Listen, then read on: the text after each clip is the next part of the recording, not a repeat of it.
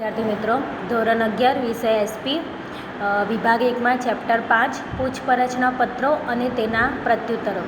આ ચેપ્ટરમાં આપણે આજે પ્રસ્તાવના, પૂછપરછના પત્રો અંગે સમજૂતી અને પૂછપરછના પત્રો લખવા માટે ધ્યાનમાં રાખવાની લાયક બાબતો જોઈ હતી. પૂછપરછના પત્રો અંગે મેં તમને કીધું હતું, ગ્રાહક કે વેપારી માલ સામાન ખરીદવાના ઈરાદાથી, બરાબર, માલ સામાન ખરીદવાના ઈરાદાથી વેચાણકર્તા પાસે માલ સામાનની લગતી જરૂરી માહિતી અને મળવાપાત્ર મહત્તમ ફાયદા વિશે પૂછા કરતો પત્ર લખે છે. તે પ્રકારની માહિતી મેળવવા માટે લખાતા પત્રોને પૂછપરછના પત્રો કહે છે. હવે પૂછપરછના પત્ર જેને લખવામાં આવે, વેચાણકર્તા એને શું પ્રત્યુત્તર આપે છે, તો પ્રત્યુત્તરના પત્રો એટલે શું, રિપ્લાય, એ આપણે જોઈએ. બરાબર, જોયો 5.4 પૂછપરછના પત્રોના પ્રત્યુત્તરો. તો એના વિશે જોઈએ તો જથ્થાબંધ માલ સામાન ખરીદવાની અપેક્ષાએ ગ્રાહક એક કરતાં વધુ ઉત્પાદક કે વેચાણકર્તાને પત્ર લખે છે. બરાબર, આપણને ખબર છે ગ્રાહક કંઈ એક વેપારીને પત્ર લખતો નથી. બરાબર, એ શું કરે છે, ખરીદવાનું છે એને જથ્થાબંધ માલ સામાન, તો એક કરતાં ઉત્પાદક કે વેચનારને પત્ર લખે છે. આ પત્રોના જવાબરૂપે લખાયેલા પત્રોને પૂછપરછના પ્રત્યુત્તરો કહેવાય. માલ સામાન વેચનાર આ પ્રકારના પત્રો ગ્રાહકને લખે છે. આ પત્રો ગ્રાહકને આકર્ષવાનું કામ કરતા હોવાથી તેમાં સચોટતા, ત્વરિતતા, ચોકસાઈ, મુદ્દાસર પ્રતિભાવ અને ધંધાકીય કુનેહ દર્શાવવી જોઈએ. તમને પૂછાય પૂછપરછના પત્રો કોણ કોને લખે છે, તો પૂછપરછના પત્રો ગ્રાહક વેચાણકર્તાને લખે છે અને પ્રત્યુત્તરના પત્રો કોણ લખે છે, તો વેચાણકર્તા ગ્રાહકને લખે છે. આ ઓલ્ટરનેટ યાદ રાખજો. બરાબર, જ્યારે કોઈપણ પેઢીને કોઈપણ બાબત અંગે પૂછપરછનો પત્ર મળે ત્યારે તેને માલ સામાન વેચવાની ઉમદા તક મળે છે. બરાબર જ છે ને, પેઢી છે, કોઈ બાબતને પૂછપરછનો પત્ર મળે એટલે શું થાય છે, એને માલ સામાન વેચવાની તક, ઓપોર્ચ્યુનિટી મળે છે.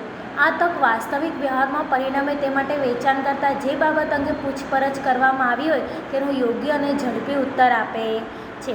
તો વળી પ્રગતિશીલ વેપારી પૂછપરછ કરવામાં આવી હોય તો તે સિવાયની વિશેષ માહિતી પણ આપે છે કે જેથી ભાવિ ગ્રાહક ઓર્ડર આપવા તૈયાર થાય. આમ પૂછપરછનો પ્રત્યુત્તર આપતો પત્ર વેચાણ પ્રતિનિધિની ગરજ સારે છે. વેચાણ પ્રતિનિધિની શું સારે છે, ગરજ.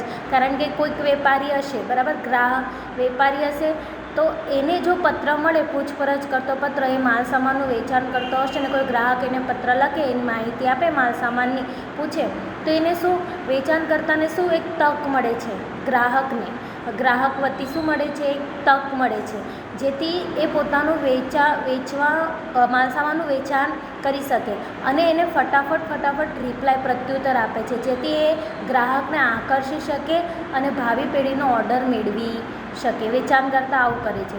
હવે પૂછપરછના પત્રોના પ્રત્યુત્તર માટે ધ્યાનમાં રાખવા લાયક બાબતો કઈ કઈ છે, આ તમારા સિલેબસમાં નથી પણ આ જાણવું જરૂરી છે. જોઈએ, પહેલું, પૂછપરછ કરતા પત્રોનો ઉત્તર લખતી વખતે સૌપ્રથમ પૂછપરછ કરનારે વેચવામાં આવતા અથવા ઉત્પાદન કરવામાં આવતા માલ સામાનમાં રસ લીધો છે તે બદલ તેનો આભાર માનવો જોઈએ. જો જ્યારે પણ પ્રત્યુત્તરના પત્રો લખો તો ગ્રાહકનો શું માનવો જોઈએ, આભાર માનવો જોઈએ. કારણ કે એને શું કર્યું છે, ઉત્પાદન કરવામાં આવેલું માલ સામાનમાં રસ લીધો છે, ઓર્ડર આપવા માટે એને માહિતી પૂછાવી છે, એટલે શું થશે, આભાર માનવો જોઈએ. હકીકતમાં એ તમારો ભાવિ ગ્રાહક હોવાથી તેની સાથે શરૂઆતથી જ વિવેકી ભાષામાં અને આપ વલણ દાખવાની કાળજી લેવી જોઈએ. શું છે એ આપણો ભાવિ ગ્રાહક કહેવાય વેચાણકર્તાનો, એટલે શું, એને વિવેકી ભાષામાં અને આપ શબ્દોનો વલણ વાપરવો જોઈએ. બીજું, પૂછપરછના પત્રોના પ્રત્યુત્તર આપતી વખતે શરૂઆતમાં ગ્રાહકે લખાયેલા પૂછપરછના પત્રોના સંદર્ભ ક્રમાંક અને તારીખ અવશ્ય દર્શાવવી જોઈએ. પ્રત્યુત્તર આપણે આપતી વખતે શરૂઆતમાં એને ક્યારે તમારે પૂછપરછ કરી હતી, બરાબર, માલ સામાનની, એ તારીખ દર્શાવવી જોઈએ. ત્રીજું, પૂછપરછના પત્રોને શક્ય હોય તેટલો ઝડપી પ્રત્યુત્તર આપવો જોઈએ. જો કોઈ સંજોગોમાં માલ સામાન પૂરો પાડી શકાય તેમ ન હોય પણ તે અંગેનું કારણ બતાવીને તાત્કાલિક પ્રત્યુત્તર આપવો જોઈએ. શું, જ્યારે પણ તમને પૂછા કરતો પત્ર આવે વેચાણકર્તાને, તો વેચાણકર્તાએ ઝડપી પ્રત્યુત્તર આપવો જોઈએ. અને જો માલ સામાન પૂરો પાડી શકાય તેમ ન હોય તો પણ એમને કેમ પાડી નથી શકાતું એનું કારણ બતાવવું જોઈએ અને એ કારણ બતાવતો એક ઝડપી પ્રત્યુત્તર આપવો જોઈએ. આમ કરવાથી પૂછપરછ કરનાર ગ્રાહક પર સારી છાપ ઊભી થાય છે કે ના, જે વેચાણકર્તા છે એ વ્યવસ્થિત છે, વ્યવહારિક છે, એવી એની શું સારી છાપ ઊભી થાય છે. ચોથું, આ પત્રની સાથે માલસામાન કઈ વિશાળ શ્રેણીમાં ઉપલબ્ધ છે તથા કઈ લાક્ષણિકતાઓ ધરાવે છે તે દર્શાવતું સૂચિપત્ર મોકલવું જોઈએ. જો શક્ય હોય તો નમૂના મોકલવા જોઈએ અને અનુકૂળ હોય તો પ્રત્યક્ષ નિદર્શનની વ્યવસ્થા પણ ગોઠવી જોઈએ.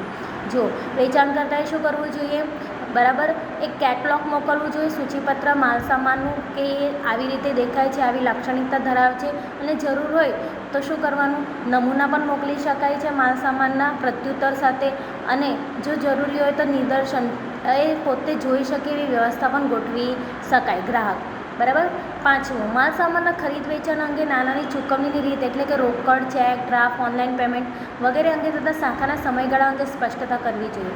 વેચાણકર્તાએ આટલી સ્પષ્ટતા પત્રમાં કરવી જોઈએ કે નાણાંની ચૂકવણી કઈ રીતે કરવાની, રોકડા કરવાના, ચેક દ્વારા કરવાના, ડીડી દ્વારા કરવા કે ઓનલાઈન પેમેન્ટ.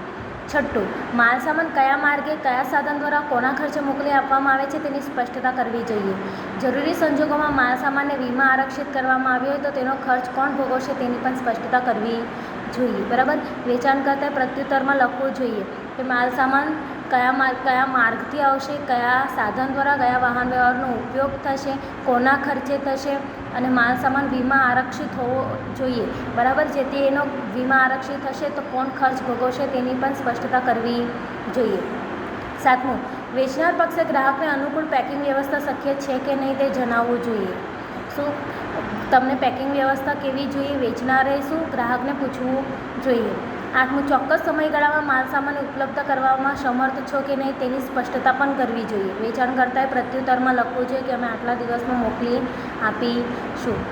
નવમું, પૂછપરછ કરનારે પૂછેલા બધા જ મુદ્દાઓની માહિતી આપવા ઉપરાંત ગ્રાહકને દરેક તબક્કે ઉત્તમ સેવા પૂરી પાડવામાં આવશે તેવી ખાતરી પણ આપવી જોઈએ કે તમે જેટલા પણ મુદ્દા એને પૂછપરછમાં પૂછેલા એને બધાના એને જવાબ લખવા જોઈએ અને સેવાઓ પૂરી પાડશે એવી ખાતરી આપવી જોઈએ. 10મું, પૂછપરછના પત્રોમાં જે બાબત વિશે પૂછપરછ કરવામાં આવી હોય તે અંગે આકર્ષક દરખાસ્તો રજૂ કરવી જોઈએ. દાખલા તરીકે અમુક જથ્થામાં માલસામાન ખરીદવામાં આવશે તો વધારાના 10% ખાસ વળતર મળશે, 1 મહિનામાં 50 એકમોનું વેચાણ થશે તો 5% વધારાનું વળતર મળશે, એવી આકર્ષક દરખાસ્તો મૂકવી શકાય. કેમ મૂકવામાં આવે, જેથી ગ્રાહક શું આકર્ષણ થાય અને વેચાણકર્તાને વેચવાની તક મળે. 11મું, પત્રના અંત ભાગનું લખાણ ગ્રાહક માટે અસરકારક બને અને તેને ઓર્ડર આપવા પ્રેરે તેવું હોવું જોઈએ. અંત ભાગનું લખાણ ગ્રાહકને આકર્ષી શકે એવું હોવું જોઈએ જેથી એ ઓર્ડર આપવા તૈયાર થાય. બરાબર. પ્રત્યુત્તરના પત્રમાં આ બાબતો ધ્યાનમાં રાખવી જોઈએ.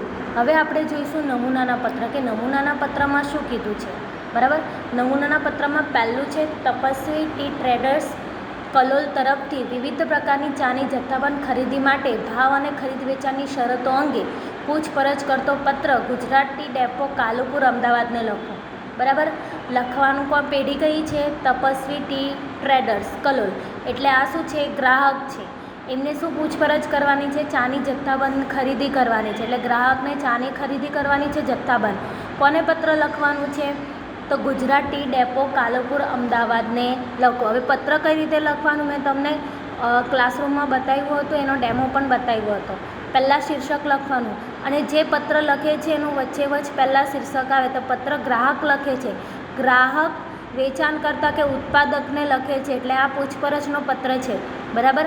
તો પહેલાં ગ્રાહકનું સરનામું શીર્ષકમાં આવશે, પેઢી કઈ છે, Tapasvi T traders 15 Bhavna market ST road Kalol 382721.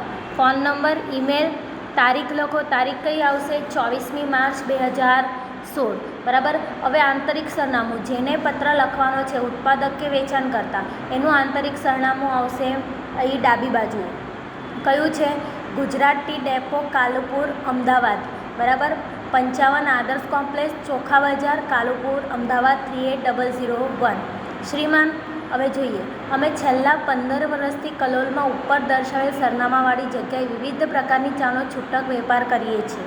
બરાબર. એ ક્યાં છૂટો વેપાર કરે છે, ભાવના માર્કેટમાં. તારીખ 15મી માર્ચ 2016ના રોજ આજના સમાચાર નામના અખબારમાં પ્રસિદ્ધ થયેલી તમારી ચાના વેચાણ માટેની જાહેરાત વાંચીને અમે આ પત્ર લખવા માટે પ્રેરાયા છીએ. બરાબર. સંદર્ભ પણ આપ્યો છે, કઈ રીતે તમારો એડ્રેસ મળ્યો છે તે. બરાબર. હવે બીજો ફકરો, અમે તમારી પાસેથી વિવિધ પ્રકારની ચા દરેક 50 કિગ્રાના પેકિંગમાં ખરીદવા ઈચ્છીએ છીએ. જો હવે મેઇન મુદ્દા પર આવ્યો, કેટલી ખરીદવા ઈચ્છે છે. જેટલા પણ પ્રકારની ચા હશે 50 કિલોના પેકિંગમાં ખરીદવા ઈચ્છે છીએ તો તમારી પાસે ઉપલબ્ધ વિવિધ પ્રકારની ચાનું સૂચિપત્રક અને ભાવપત્રક અમને મોકલી આપવા વિનંતી છે. જો માંગ્યું સૂચિપત્રક, કેટલોગ કે કયા પ્રકારની ચા છે એનો કેટલોગ અને એનો ભાવપત્રક બંને મોકલી આપવા વિનંતી કરી. વિવિધ પ્રકારની ચા અલગ અલગ જથ્થા અનુસાર પેકિંગમાં પ્રાપ્ત હોય તે મુજબ તેમના ભાવ, વળતર, નાણાંની ચૂકવણીની શરતો વિશે જાણવા ઈચ્છીએ છીએ. માહિતી પૂછે છે કે અલગ અલગ પ્રકારમાં અલગ અલગ પેકિંગ અનુસાર કરી આપો. એનો ભાવ, વળતર જો હોય કેટલા ટકા વળતર આપશો, કેટલી ખરીદી પર કેટલું વળતર, નાણાંની ચૂકવણીની રીત, રોકડમાં, કેશમાં, ચેકમાં કે પછી ડિમાન્ડમાં કે ઓનલાઈન પેમેન્ટ, બરાબર. આ ઉપરાંત સામાન વહનના માધ્યમ અને ખર્ચ અંગે જણાવવા વિનંતી કે વાહન વ્યવહારનો ખર્ચ કોણ ભોગવશે એની પણ જાણકારી આપો. માલ સામાન અમારા ઓર્ડર આપ્યા બાદ 10 દિવસ પહોંચે એવી અપેક્ષા હોવાથી ઝડપથી પ્રત્યુત્તર પાઠવવા વિનંતી. જો પ્રત્યુત્તર પણ પૂછે છે કે ઓર્ડર આપ્યો એટલે 10 દિવસમાં શું તમારે અમને આશા રાખીએ છીએ કે 10 દિવસમાં તમે મોકલી આપશો. અને ઝડપી પ્રત્યુત્તર, આપના ભાવ અને શરતો અમને અનુકૂળ આવશે તો અમે તમને ભવિષ્યમાં મોટા ઓર્ડર આપીશું. ગ્રાહકે છેલ્લે આવું લખવું પડશે કે આપના ભાવ અને શરતો અમને અનુકૂળ આવશે તો અમે આપના ભવિષ્યમાં મોટા ઓર્ડર આપીશું. આભાર. આપનો વિશ્વાસુ જે માલિક નામ હશે XYZ માલિક, તમારે XYZ લખવાનું નથી. આ નમૂનાના પત્ર છે, તમારે નામ લખવાનું આવશે અને જે હશે તે પેઢીનો માલિક, બરાબર. આ સમજ પડી. આ પૂછપરછ કરતો પત્ર છે. જો ચાની જથ્થાબંધ ખરીદી કરવાની છે તો એને માહિતી આપી છે, કેટલી જોઈએ છે એને, એનો સૂચિપત્ર, ભાવપત્ર, પછી નાનાની શરતો શું છે, પેકિંગ કઈ રીતે, એનો ભાવ, વળતર, બધી જ માહિતી પૂછીને એને પ્રત્યુત્તર આપવાનું કહેવાનું છે. અને છેલ્લે ખાસ એને લખવાનું છે કે ભાવ અને શરતો જો અનુકૂળ લાગશે તો અમે ભવિષ્યમાં મોટા ઓર્ડર આપીશું. આ પૂછપરછ કરતો પત્ર છે. આ પહેલો પત્ર થઈ ગયો, સમજ પડી. હવે આપણે જોઈશું બીજો પત્ર. બીજો પત્ર પણ પૂછપરછ કરતો પત્ર છે કે ગુજરાત ટી ડેપો અમદાવાદની ચાની ગુણવત્તા અને ભાવ વિશે પૂછપરછ પત્ર મળ્યો છે, તેનો યોગ્ય પ્રત્યુત્તર આપો. પહેલો હતો પૂછપરછનો પત્ર, બરાબર. તપસ્વીએ લખેલો હતો, ટ્રી ટ્રેડર્સે. હવે ગુજરાત ટી ડેપોને લખેલો હતો. હવે ગુજરાત ટી ડેપો એનો પ્રત્યુત્તર કઈ રીતે આપે છે તે જોવાનું છે, બરાબર. એ જ પત્રનું પ્રત્યુત્તર હવે જોઈએ. હવે પ્રત્યુત્તર કોણ લખશે? વેચાણકર્તા ગ્રાહકને લખશે. એટલે વેચાણકર્તાનું પહેલાં સરનામું આવશે શીર્ષકમાં. Gujarat T depot, phone number, email 55 Adarsh complex, ચોખા બજાર, કાલુપુર, અમદાવાદ 38001, 27મી માર્ચ 2016. પહેલાં એ પત્ર ક્યારે લખ્યો હતો? 24મી માર્ચ. એને પ્રત્યુત્તર કેટલા દિવસ? 3 દિવસ પછી આપ્યો. હવે આંતરિક સરનામું કોને આપશે? ગ્રાહકનું આવશે. Tapasvi tree traders, 15 Bhavna market, ST road, Kalol 382721. શ્રીમાન, આપનો તારીખ 24મી માર્ચ 2016નો પૂછપરછનો પત્ર મળ્યો.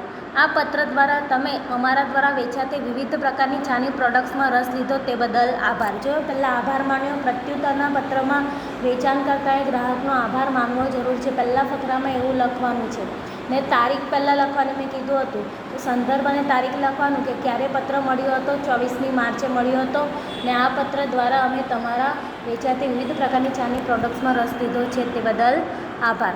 બીજું, ઊંચી ગુણવત્તા અને વાજબી કિંમતના લીધે અમારી ચા ગુજરાતના ઘણા બધા શહેરોમાં અને વિસ્તારોમાં લોકપ્રિય બની છે, જેના નમૂના અમે અલગથી પોસ્ટ પાર્સલ મોકલીએ છીએ. આ પત્રની સાથે અમારું સૂચિપત્રક અને ભાવપત્રક તમને મોકલીએ છીએ. અમારા દ્વારા 20,000 કે તેથી વધુ રકમના ઓર્ડર પર 5% વધારાનું વળતર આપવામાં આવે છે. જેને વળતરની વાત કરી, 20,000 કે તેથી વધુ ખરીદી કરે તો 5% વળતર. તમામ માલ સામાન અમારા ટ્રાન્સપોર્ટ વ્યવસ્થા દ્વારા જ મોકલવામાં આવે છે અને તેના વહન ખર્ચ અંગેની જવાબદારી અમારી રહેશે. વાહન વ્યવહારનો ખર્ચ પણ એમનો જ છે. ઓર્ડર મળ્યાથી 10 દિવસ માલ સામાન રવાના કરવામાં આવશે. એની શરતો માની લીધી કે 10 દિવસમાં રવાના કરીશું. બિલની સંપૂર્ણ રકમ બિલની તારીખથી જ 1 મહિના સુધીમાં ડ્રાફ્ટથી ચૂકવવાની રહેશે. જો ચૂકવણીની રીત પણ કીધી કે 1 મહિના સુધીમાં ડ્રાફ્ટની ચૂકવવાની રહેશે. પછી કીધું છે ત્રીજા ફકરામાં, જો ઉચ્ચ ગુણવત્તાના ન્યૂનતમ ભાવ સાથે અમારી શરતો આપને ચોક્કસ અનુકૂળ આવશે અને મોટો ઓર્ડર આપશે એવી અપેક્ષા રાખી છીએ. આપણો વિશ્વાસુ XYZ મેનેજર. બિડાનમાં શું હતું? સૂચિપત્રક ને ભાવપત્રક, કારણ કે આપવાનું છે ને કેટલોગ અને ભાવપત્રક આપવાનું છે એટલે એ આપ્યું છે. હવે વિદ્યાર્થી મિત્રો આપણે 2 નમૂનાના પત્ર જોયા, એક પૂછપરછ કરતો પત્ર અને એના પ્રત્યુત્તરના પત્ર. હવે આ પત્રમાં તમને નહીં સમજ પડે તો વોટ્સઅપ મેસેજ કરજો, જેથી કંઈક પણ ક્વેરી હશે તો હું સોલ્વ કરી આપીશ. અસ્તુ. આભાર.